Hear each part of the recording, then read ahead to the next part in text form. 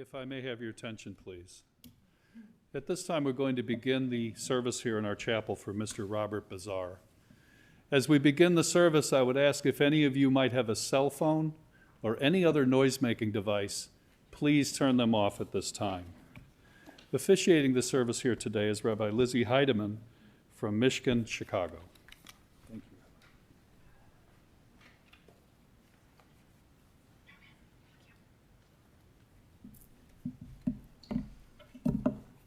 Thank you all so much for being here, for the family and for the members of the extended Bob Bizar family who felt like family, and for whom I know all of you understood how much family and the feeling of family meant. It's very inspiring to see all of you here, and I know there are many people who would have liked to have been here and who might be watching right now or who will watch later. In the words of Ecclesiastes, a season and a time is set for everything. A time for everything under heaven, a time for birth and a time for death, a time for wailing and a time for laughing, a time for speaking and a time for silence, a time for seeking and a time for losing. This moment, this gathering of friends and family of Robert Allen Bizar is bittersweet. It's sweet because it is a privilege to be able to pay tribute to a person who inspires as much positivity and gushing, loving, quelling, overwhelming, grateful emotion as Bob did. And I have to say, I even tried to ask, okay, was there anything that wasn't just sunshine about this guy? And the answer was I don't know, no, not really. He was singular in this way. We are lucky to have known him in whatever way we've known him. But of course, this moment is bitter because he and all of you were not quite ready to say goodbye. And this feels bitter because though there may be a time and a season for everything, we wish that Bob could still be here and was still here with you. And so we begin this morning with the traditional words we offer when we hear of the death of someone we love, someone who was love. So I invite you to repeat after me: Baruch Dayan Ha'emet. And that means blessed is the true judge. The Persian poet Hafiz wrote, even after all this time, the sun never says to the earth, "You owe me." Look what happens with a love like that. It lights the whole sky. Love is the word that was repeated over and over and over again in every conversation I had as Bob's family and I prepared for this moment. Generous love, unselfish love, love that came in the form of attention and support, unconditional and non-judgmental acceptance, the love of a proud parent to Josh and Michael, and now Gigi and Rebecca, the love of a doting grandparent to Izzy, and of course the love of a devoting, loyal, endlessly loving husband to Debbie, around whom his world turned. Not to mention the love of his sister Carol, his nieces Tori and Aaron and Zach and Luca and Loring. And not to mention the many notes and calls that the Bizar family has been receiving over this past week that have included lines like, "Bob was like a father to me." And of course, his love of chocolate and Chicago sports teams and applesauce on everything. So this morning, we are going to hear tributes, both from friends and family. And of course, the family will be gathering for Shiva after this service back in the city. And so if you have Bob stories, as I'm sure you do, save them and share them with the family back after the funeral. I hope you'll bring them and share them. So I want to invite Josh up to begin this morning.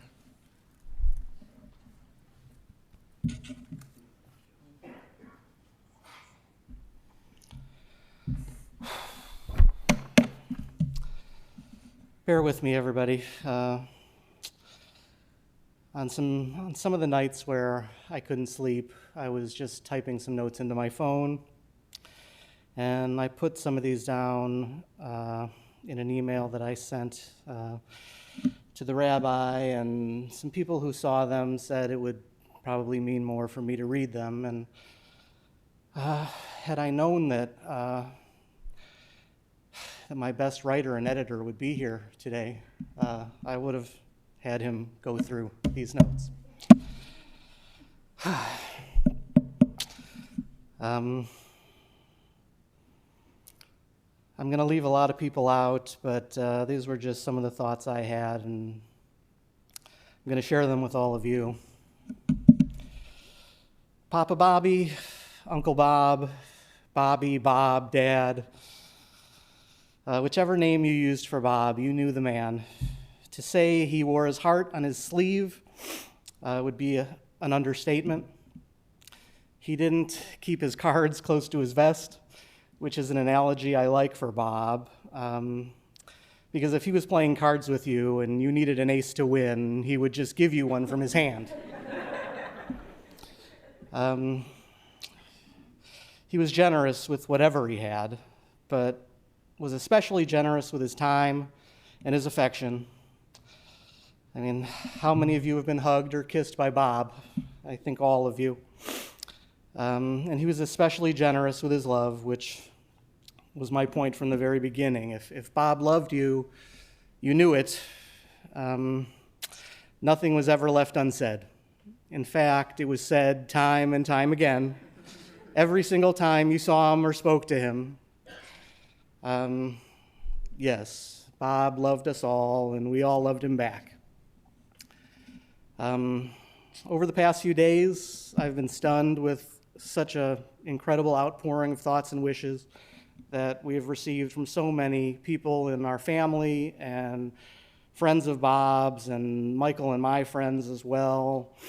Something that keeps coming up in texts and phone calls from the people of mine and Michael's generation, and also a large group of younger millennials that came into Bob's life after me and Michael, are the word second father.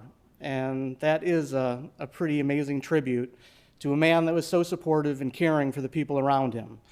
It didn't matter if you were 8 or 80, Bob just had an easy way about him, a way of showing you how much he cared. He listened, he heard you, and offered advice if he felt that was warranted. Well, these last few months were a very tough time for Bob and for all of us, really. With all the hospital stays and procedures, the rehab, the one good thing that came out of all this was the time we got to spend sitting on the 10th floor of Northwestern, and the quality time I got to spend alone with Bob in the last few months, weeks, and days. Mostly, Debbie took the day shifts, and I took the nights and weekends. We talked a lot about his childhood, Papa Jerry and Grandma Betty, Donnie and Carol, and all of his extended family.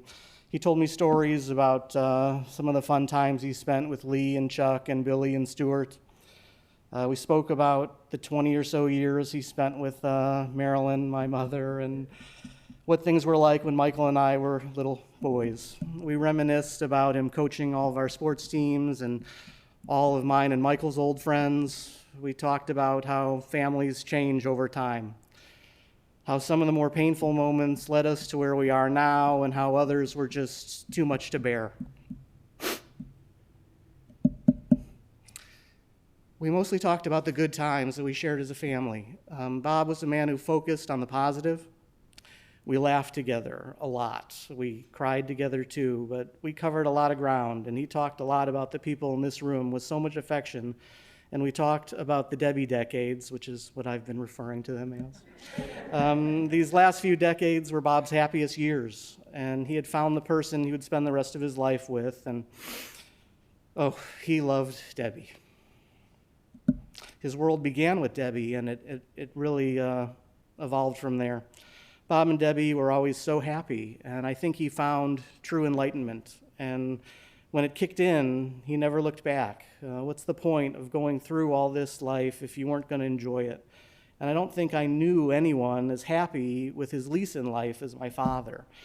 If there is anything more I can take from him at this point in my life, it's to try harder to be as content as my father was.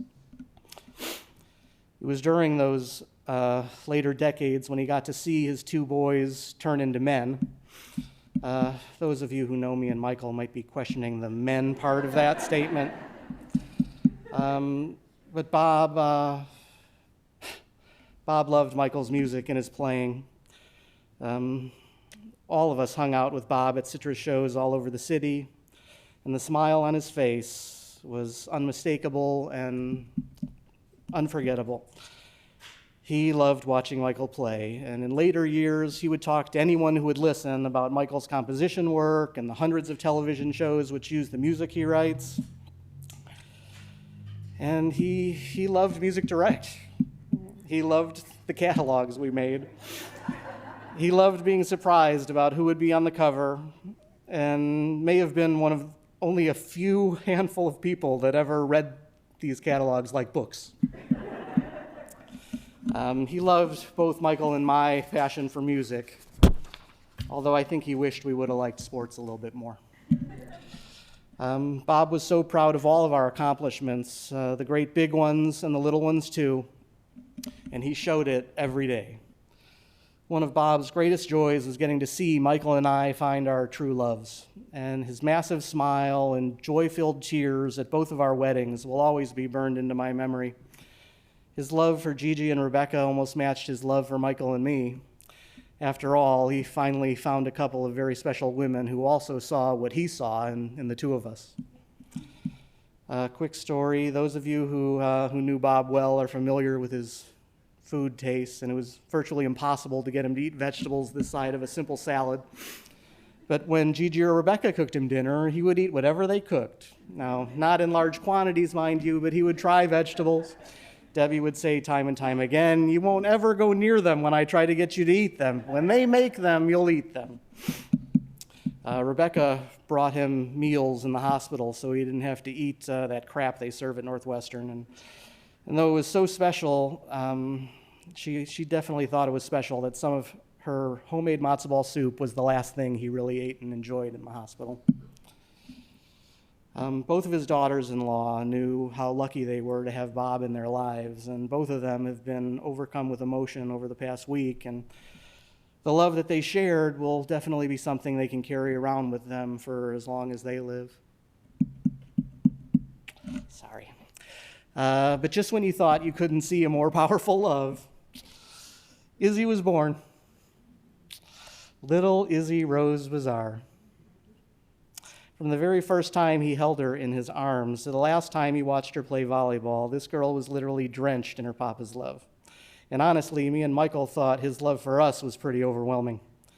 But whether it was bouncing her on his knee or taking her to school, or watching her slurp up her spaghetti, or meeting her friends, or watching her sing, or making tie-dyes with her, or walking with her on the beach in Michigan, or attending her bat mitzvah, or just looking at her on a FaceTime call during the pandemic, Izzy knew how much Bob loved her, and she loved him right back. She's wearing his favorite sweatshirt right now.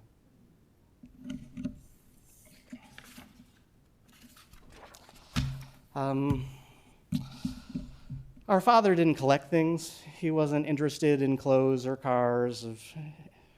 Well, he might have lusted after a 1940s car that Papa Jerry drove, but it wasn't material things that mattered to Bob. It was people, and he was a people person. If I had $1 for every story I heard about a woman he met in line at the grocery store who had a friend whose nephew also collected LPs and had a turntable, or someone on the train whose dentist had a son in a jazz band and was a great player, or how one of the women at his physical therapy had a neighbor whose daughter also went to Deerfield High School.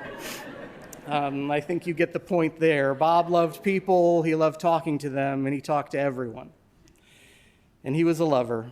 This is a man who would kiss Michael and me on the lips until the day he died, and we never really thought twice about it, even if some of my friends in junior high or high school might have thought it was a little odd. We showed our love for one another in this family. It's truly a bizarre thing. It was simply how we were raised. He had a line he used often with me that anyone who was loved by a Bizar was going to know they were loved, whether they liked it or not. And many of you know this to be true. He loved so many of you, way too many to call out here, but you know who you are, because Bob made it perfectly clear how he felt about you. And that's a pretty great legacy to leave behind. To be a lover and to love with everything you have, even through the toughest of times. Who among us couldn't use a little more love in their lives? And while we won't have that love light in our daily lives anymore, I think we can all hold tight to the fact that it will continue to shine brightly in our hearts and in our heads for the rest of our lives. How do you like that analogy, Gigi? Now Bob will live only inside of us, and that's going to have to be enough. Our hope is that all of us can slow down a little bit, tell everyone important to you that you love them, and say it as often as possible, and maybe take in a Cub game on a sunny weekday afternoon. That's the legacy Bob would have wanted for all of us.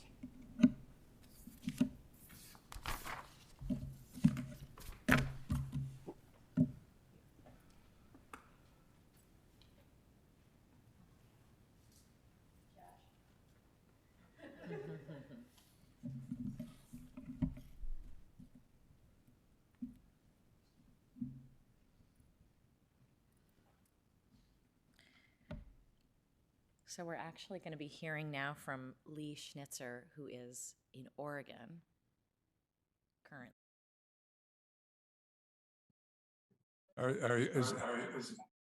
Right. Yes.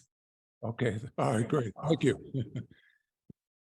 Hi, everybody.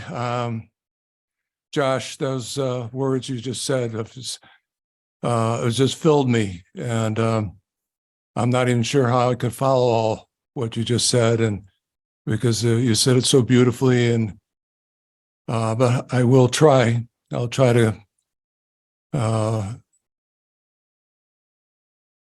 I think where I want to start is really not from today, but I'd like to get in kind of a time machine and go back to 1953 to a little barber shop on Lawrence Avenue in Chicago called Ben's Barbers, where Bob and I met.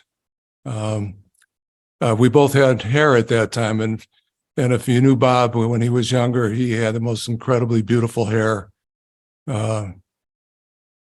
It took us all of about 15 minutes to become the best friends.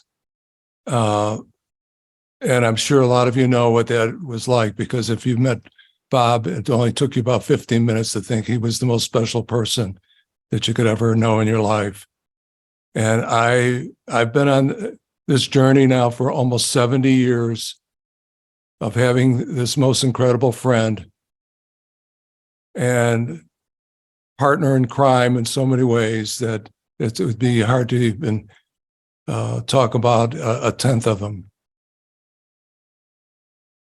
Bob used to come over to my house when we were teenagers and even into our early 20s, and we would go to Eugene Field Park to connect up with Chuck or with Billy and play basketball or football, but especially baseball.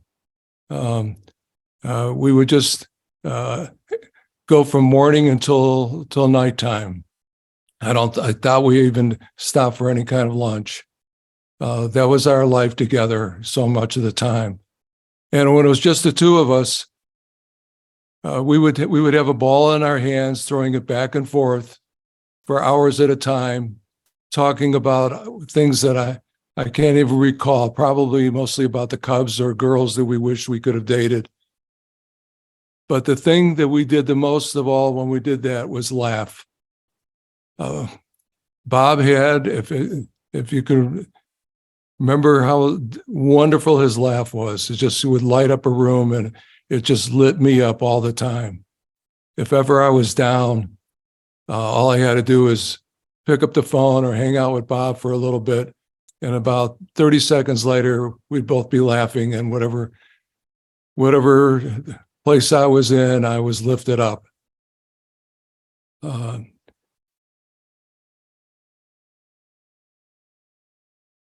there was a time as we move a little more forward on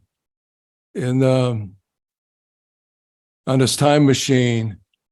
It would be I'd go to 1969 when Bob came out of the delivery room at the hospital about 5 minutes after Josh was born.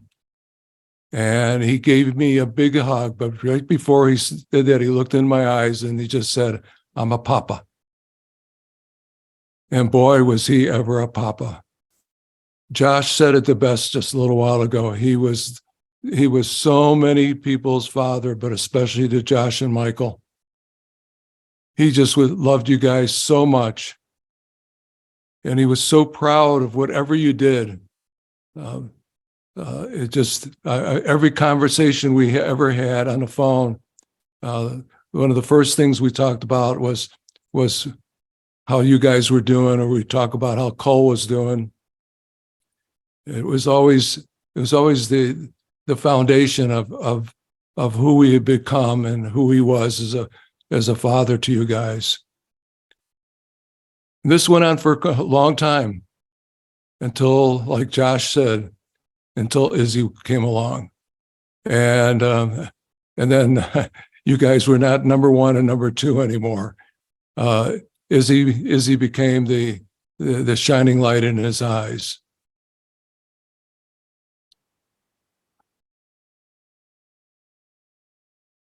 And I want to just say a piece about for myself here.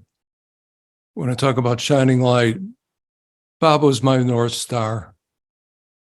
If ever I, really got off in any way, all I had to do was connect back up with Bob, and I knew exactly where I was.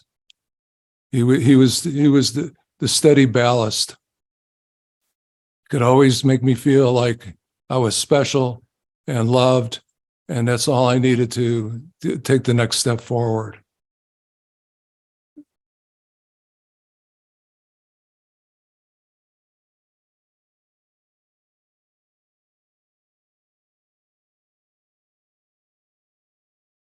When Bob and I became grandparents, we talked about what we needed to have was a Zadie bench where we could sit down and brag about our grandkids. This is a place that was going to just be special for him and I, just to hang out and be, in a sense, with our families. And I know that this is the place when it becomes my time to go on the next journey. I know that he and I are going to meet up, and I know it's going to be on that bench. And I know that I'll know who it is because he's going to have something like this on his head. I don't know if it'll be a Cub hat, but it's going to be a baseball cap.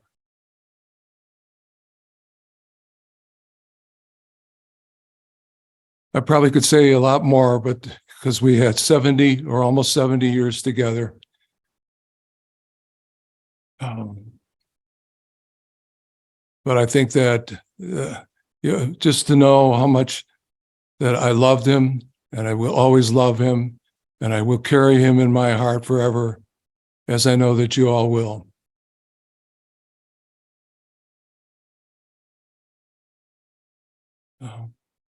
Thank you so much. I appreciate you letting me get a few words in today, and I wish that we could all, Pam and I, could be with all of you. Thank you.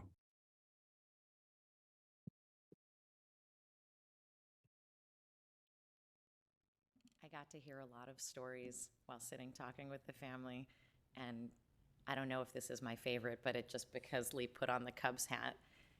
After the Cubs won the World Series, he went to LA and visited his parents' graves so that he could let them know. Love that. I want to invite up Bob Dauber. one of Bob's oldest friends, a friend from college. Debbie said, whenever I hear him laughing in the other room on the phone, I know he's on the phone with Bob. So,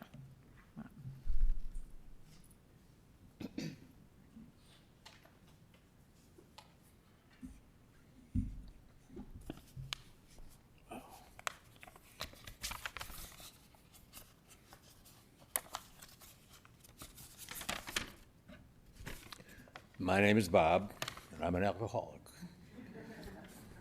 Oh, wrong paper. Like Lee was saying, yeah, it took a while. One of Bob's bunch today was asking me how long I'd known him. And I said, well, Bob and I knew each other peripherally. Well, we graduated college 60 years ago last month. I knew him peripherally, and we've always tried to figure out where that connection was. We think it was probably on the ball field and playing Jewish geography with, I think he went to Vaughn, if I'm not mistaken, and I went to Sullivan, but you know, that all comes together. But Bob likes to tell this story about Columbia College. I had started going there after a year at Roosevelt when they invited me to leave because of my grades. And so through a series of events, and I won't go to the whole thing, but I wound up at Columbia College and I was going to be a DJ. And Bob tells me the story about, and I vaguely remember it. He was walking down Wabash Avenue and I was standing in a doorway and it was raining. And I saw him and we acknowledged each other and he hopped into the doorway and I started telling him about Columbia College. That's where I started attending. And he enrolled and we wound up there together. And we wound up there graduating together. And there's a story that I want to tell. I hope I can do it so that it makes sense to you. One of the highlights of the years that we were there was a comedy workshop course that we were in.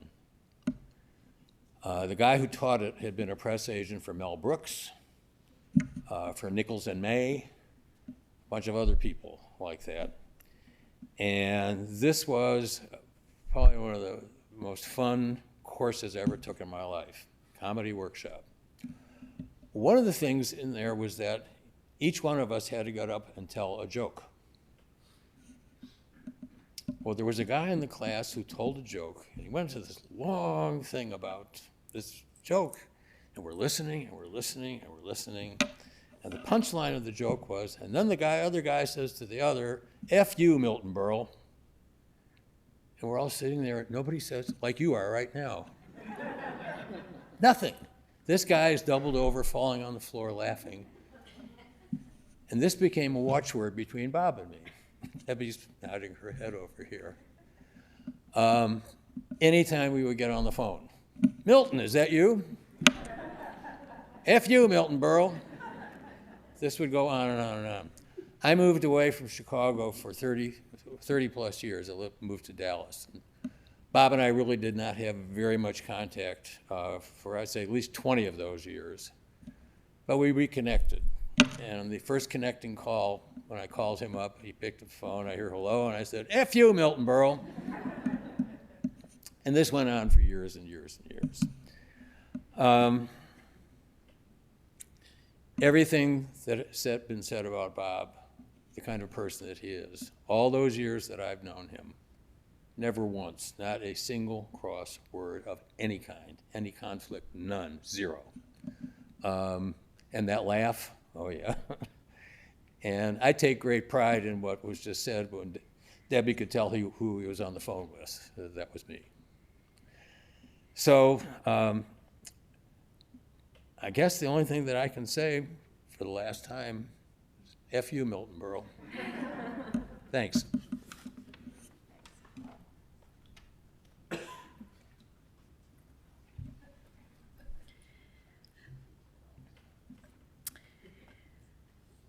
I want to invite up a family friend and adopted niece Dana Kogan.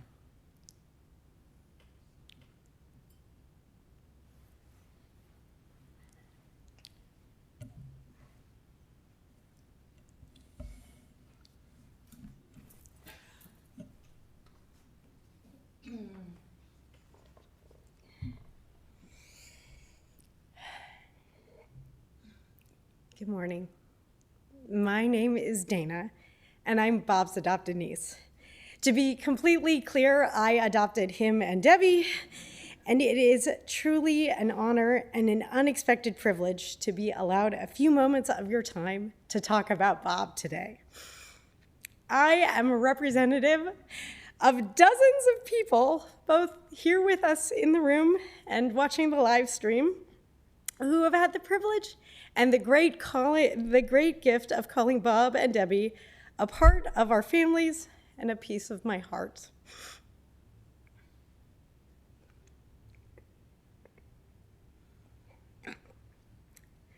Many people know Bob for his generosity of spirit, his unwavering love, but where I'd like to spend just a moment of your time today is celebrating his incredible sense of humor.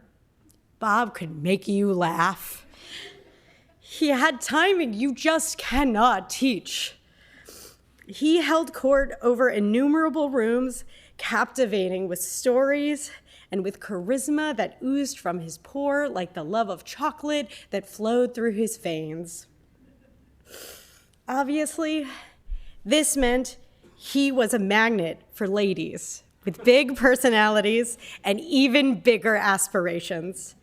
Not to say men didn't love him too, but Bob was often found at the center of an ever-growing circle of powerful women. The photos tell the story better than I could. Here's Bob and the girls at the mall at a day of shopping. Here's Bob outside the hot tub at my bachelorette party. Here's Bob with all of the ladies. Bob and Debbie played a critical role for many of us who had moved away from home, stepping up as loving adults to guide us in our journey to adulthood. Their home was a magnet for young adults far from home. While our families were miles away, the couches of 1227 Montana became a place to access a very special, very palpable kind of love. Being with Bob was joyful. He brought humor and love to every moment of life. He was easy to sit with in moments of challenge or strife because you knew all he would offer was love and time and a quiet but unshakable confidence that you were going to make it because he was just so sure of you and your gifts. That unshakable love and confidence meant that as we hit new professional goals, found love, and our families grew, Bob and Debbie, they're coming with us. Again, the photos tell the story.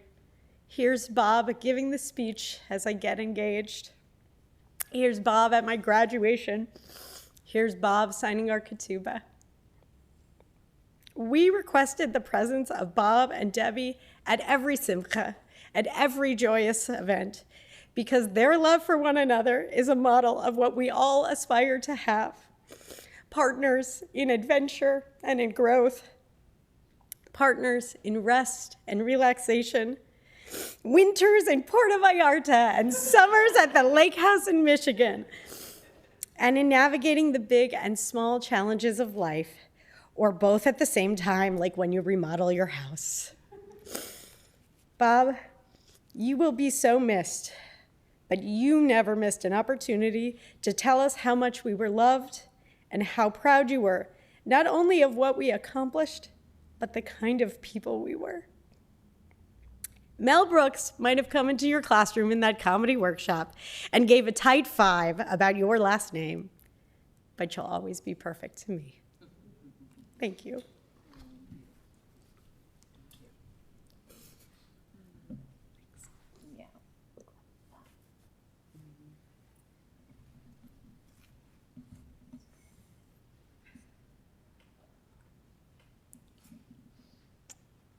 And finally, this morning, Zach is going to speak, Tori's husband.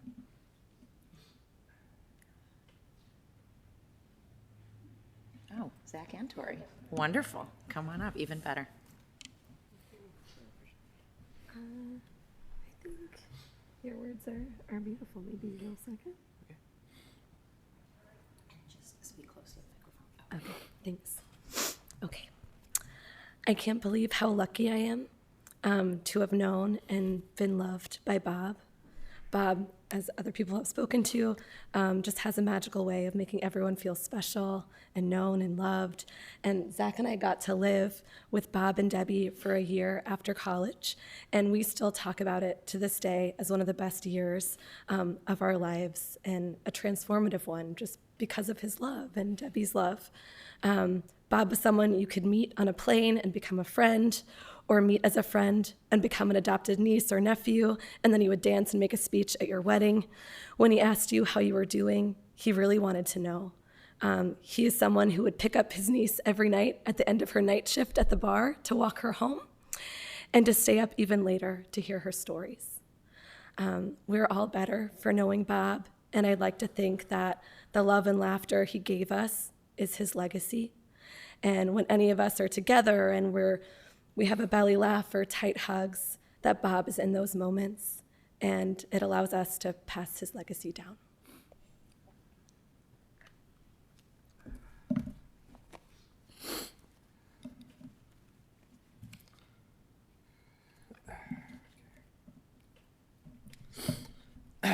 So as Tori mentioned, we came to live with Bob and Debbie for a year right after we finished college, and I was a little intimidated to come live with Bob because, on paper I was like, he's a Chicago guy who loves sports and he can grow facial hair and all these things I couldn't do.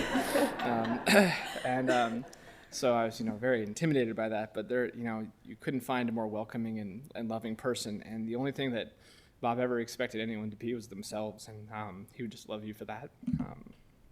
And I was trying to think of a good word to describe, his personality and who he was, and charisma comes to mind. Just this big personality, but I don't like the charisma doesn't do it justice, because that kind of makes you think of someone who you walk away and you think, oh, that guy's really important, but you'd meet with Bob and you'd walk away and you would just feel so important and loved, and he just lifted people up.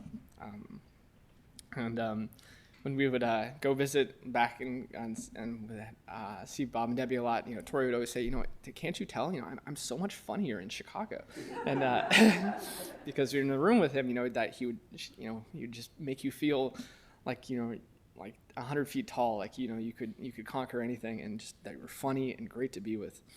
And we just had so much fun in that year in Chicago, and I think about all the dinners we had together and had all the friends and family over, and kibitzing downstairs until the wee hours of the evening, going dancing, where Bob would close down bars with us, which was pretty fun.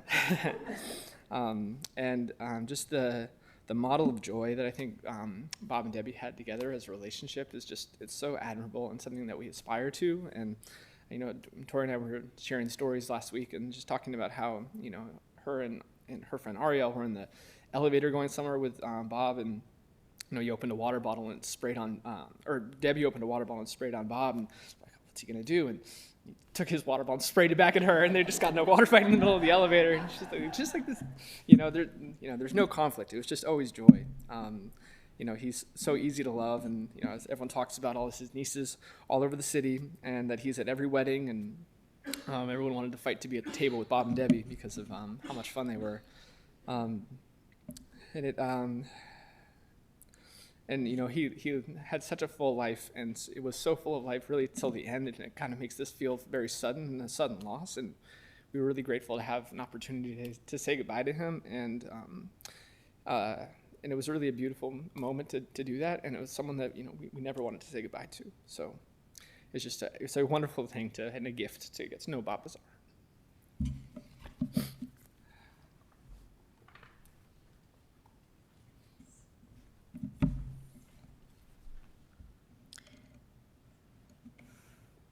Thank you, everybody who spoke. And I know there are probably another 30 people who, if called upon right in this moment, could get up and give eloquent and heartfelt eulogies about Bob. Music was a feature in the Bizar home, the soundtrack of Josh and Michael's upbringing. So as we go into Psalm 23, I want to ask you to stand because I'm going to play. I'm going to play something, and I'll ask if you'll join me. And as I do, as I play and we sing, you can repeat the last line of each stanza, and it's written right here in the service booklet, 23rd Psalm. And Josh referred to Bob being a hugger, being a kisser. I'm not suggesting that you turn to the person next to you right now and give a big old Bob faceplant kiss. However, you might turn to them, say hello, and put your arms around them sideways.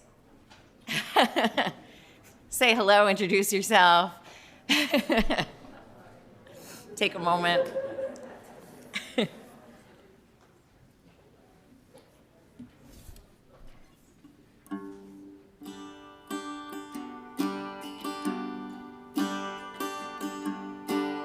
גם כי אלך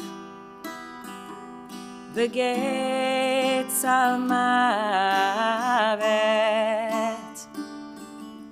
לא אירא רע כי אתה עמדי שבטך ומשענתך המה ינחמוני שבטך ומשענתך המה ינחמוני. Though I walk through the valley of deepest darkness, I fear no harm, for you are with me. Your rod and your staff, they comfort me. Ta'aroch lefanai shulchan neged sorerai dishanta l'shemen roshi kosi revaya revaya. You repeat that, kosi revaya revaya. My cup runs over. Ach tov v'chesed yerdefuni kol yemei chayai v'shavti b'veit Adonai leorech yamim leorech yamim. This might be easier. Just yalalai, yalalai. Yes, this rabbi's asking you to sing at a funeral. Yalalai, yalalai, yalalai, yalalai.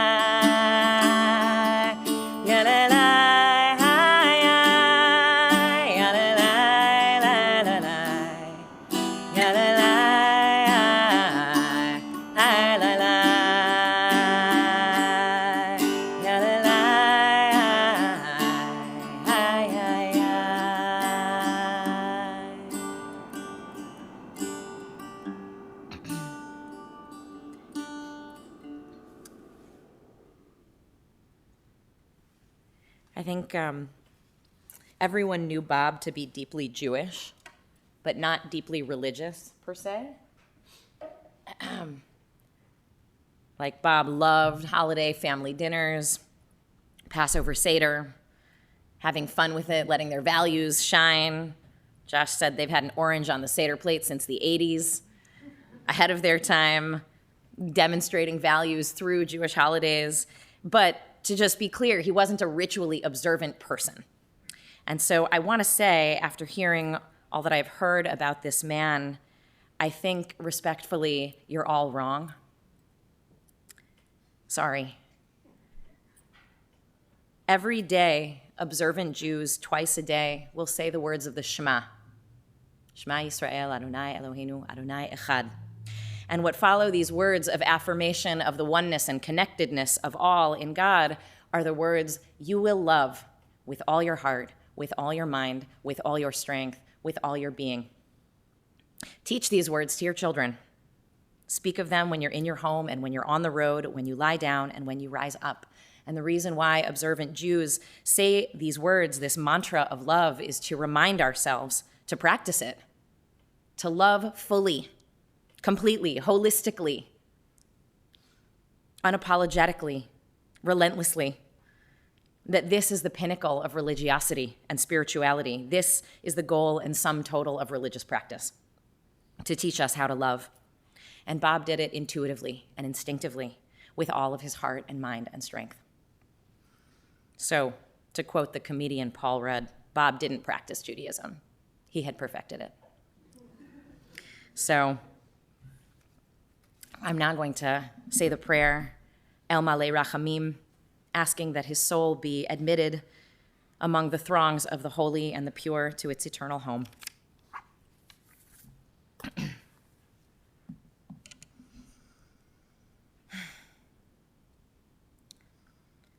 El Malei Rachamim,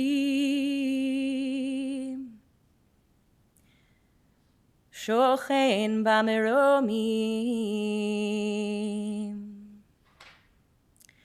Hamtzei Menucha Nechona, Tachat Kanfei HaShchina, B'ma'alot Kedoshim U'Toharim, K'Zohar Harakia Mazhirim, Et Nishmat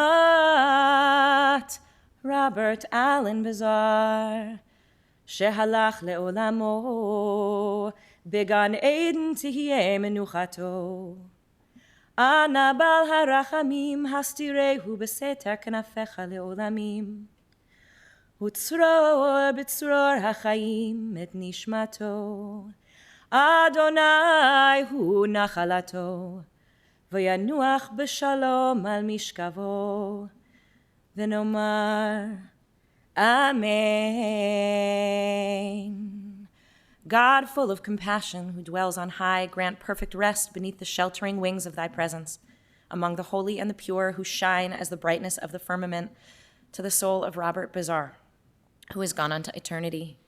God of mercy, bring him under the cover of your wings, and let his soul be bound up in the bonds of eternal life and in the bonds of the living. May you be his possession, and may he rest in peace. And we all say, Amen. So we're going to close with Kaddish on the back of your pamphlet.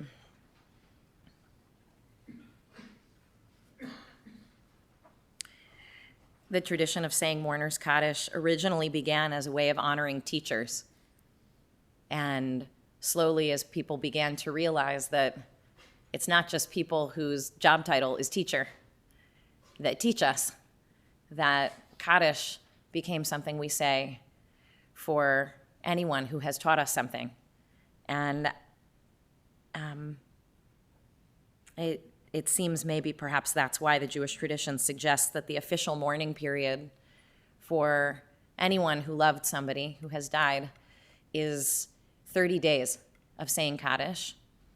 Except for children, it's 11 months. Because our parents form us and shape us. And how lucky you were to have been formed and shaped by Bob. So, may his memory be a blessing for you and for all of you.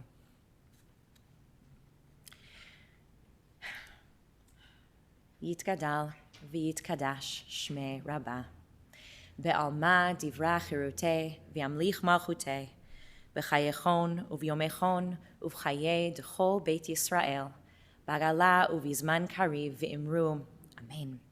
Yehei shmei Rabbah mevorach le'olam u'lamei almaya. Yitbarach v'yishtabach v'yitpa'ar v'yitramam v'yitnaseh v'yithadar v'yitaleh v'yithalal shmei d'kudsha le'ela min kol birchata v'shirata tushbachata v'nechemata damiran be'alma v'imru Yehi Shlama Rabba Min Shemaya, V'chayim Aleinu V'al Kol Yisrael V'imru, Osei Shalom B'imromav, Hu Ya'aseh Shalom, Aleinu V'al Kol Yisrael, V'al Kol Yoshvei Tevel V'imru. Amen. Yehi Zichronam Livracha, Yehi Zichrono Livracha. May his memory be a blessing.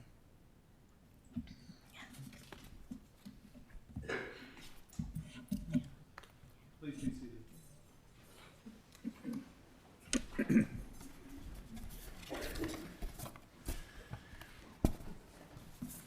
This concludes the service here in our chapel. The interment will be private. The family will be receiving calls of condolence today throughout the afternoon at the hospitality room at 330 West Diversey Parkway in Chicago. That information's on the inside portion of the funeral service folder you should have received. If you did not receive one, we have them available as you depart. I'd also ask you to please take note. The family has asked that memorial contributions be made to H2O for Life and to the National Kidney Foundation of Illinois. That information's on the funeral service folder as well. For those, many of you that are watching online, that information is available on the website you are currently on. At this time, I would like to ask everyone to please rise as the family and rabbi are escorted from the chapel. I want to also thank those that are watching online, and this feed will be terminated in a few moments.